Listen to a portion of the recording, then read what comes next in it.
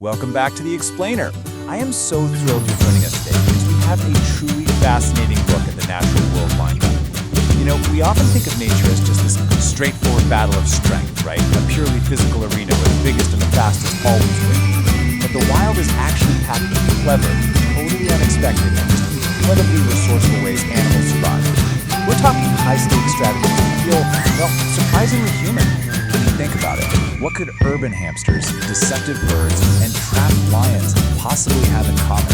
It sounds like the setup to a joke, but the answer actually completely flips our understanding of wild survival. It proves that surviving out there isn't always about brute force. Instead, survival is all about incredible adaptation, impeccable timing, audacious bluffing, and sometimes just pure, unadulterated luck. In this explainer, we're going to look at these wild moments through a really relatable lens. We'll break down exactly how animals secure their homes, fool their enemies, and rely on their food. And we're going to start with a hustle that looks remarkably like human city living. Section 1. Real estate market and urban hustle. Okay, let's dive into this. Meet the European hamster. Normally, you'd find these guys in the grasslands of Central Europe, but they're absolutely thriving right in the middle of major cities. To pull this off, they go on these incredibly risky urban foraging missions. And to maximize their haul while limiting their exposure to danger, a hamster will literally stuff its cheeks until they hold a staggering 25% of its entire body weight. The whole trick is to get in and out before getting caught. And their favorite urban menu item? They actively seek out discarded candle wax for dessert. Why? Because it is absolutely packed with oil and high-calorie energy. But as you can imagine, this urban hustle has a few drawbacks. After a successful raid, a hamster with its cheeks absolutely completely stuffed full of candle wax has to somehow navigate back underground. Just imagine trying to squeeze through a tiny pipe while carrying 2 massive bowling balls on your face. As our source perfectly puts it, big cheeks and narrow bottlenecks, oh, very embarrassing. It's a clumsy, totally comical exit, but hey, mission accomplished. Now that awkwardly stuffed hamster brilliantly illustrates our next example of animal real estate, which has to be one of the most organized events in nature. When a hermit crab grows, its shell becomes a painfully tight fit, so it has to move into a bigger one. But good empty shells are super rare, so when a massive seashell washes ashore, it's usually way too big for the first crab that finds it. But instead of just walking away, that crab waits. Soon, dozens of other crabs looking for an upgrade gather around. Then they do something absolutely extraordinary. They arrange themselves into a perfectly orderly queue, from the biggest crab at the front to the smallest at the back.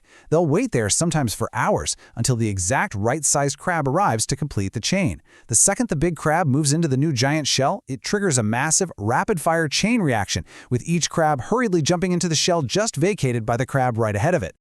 So, why on earth would they risk this highly vulnerable swap-out in the open? Because being a naked crab without a shell is a literal death sentence.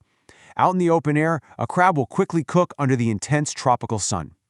The real estate market here is so ruthless that at the end of the chain reaction, the crab left at the very end might end up with a shell no bigger than its old one, or even a shell with a giant hole in it. But in this market, even a terrible home is 1,000 times better than being homeless. Which brings us to Section 2, Masters of Deception. 20. Yep, 20. That is the staggering minimum number of different bird species the superb lyrebird of southern Australia can perfectly imitate. Here's how it works. The male lyrebird clears a space in the forest to serve as his very own concert platform. His ultimate goal? To sing the most elaborate, beautiful, and complex song in the world to persuade females to admire his plumes.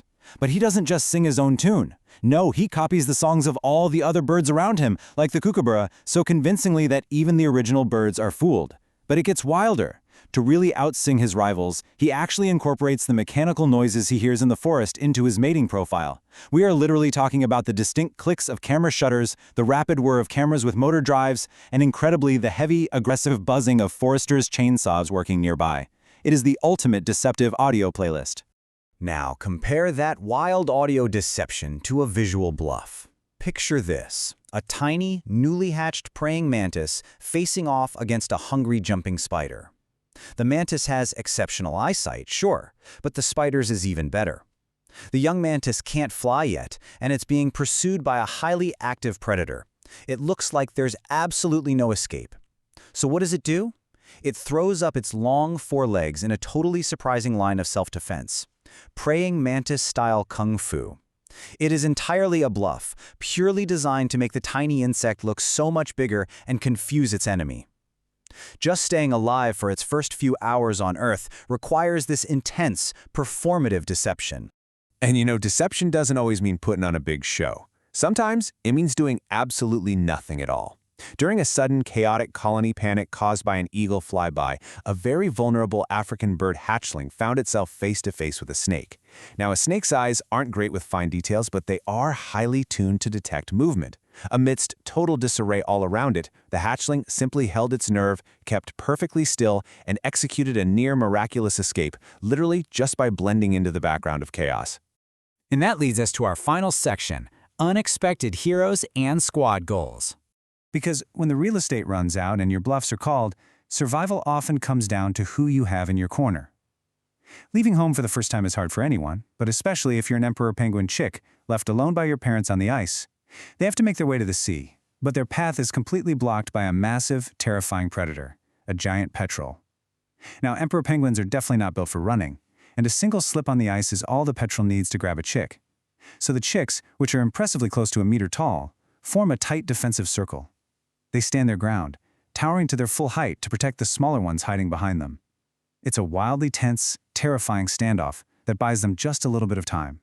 But then enter the unexpected rescuer, an Adelie penguin. The Adelie is universally known as the feistiest penguin in the world, and this tiny, plucky little hero fearlessly waddles up and puts itself right between the giant petrel and the towering emperor chicks. And as it turns out, even giant petrels know better than to mess with an Adelie.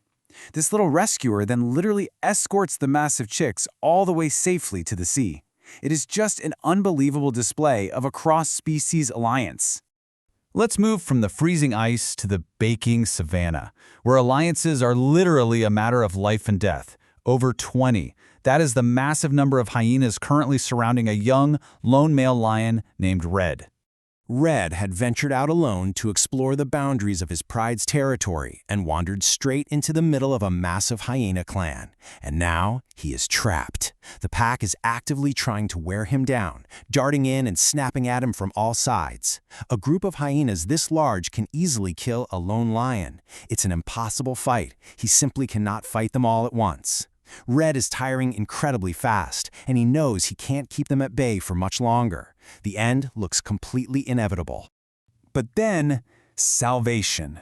Another male lion, his brother and ally Tatu, hears the chaotic commotion from a distance and sprints right into the fray. The second Tatu arrives, the odds instantly change, because even for 20 highly coordinated hyenas, a pair of bonded male lions is just way too much power to take on. The clan immediately scatters. Red survives solely because his allies showed up right when the clock was running out. And that, honestly, brings us full circle to the core takeaway of today's explainer.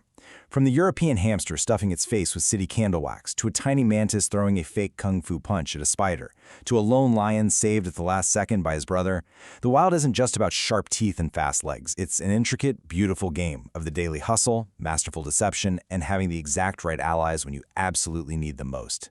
So I'll leave you with this final thought to chew on. If survival requires this level of sheer complexity, teamwork, and outright audacity for a hermit crab on a beach, a lyrebird in the forest, or a lion on the savannah, what incredible hidden dramas are playing out right now, completely unnoticed, in your own backyard?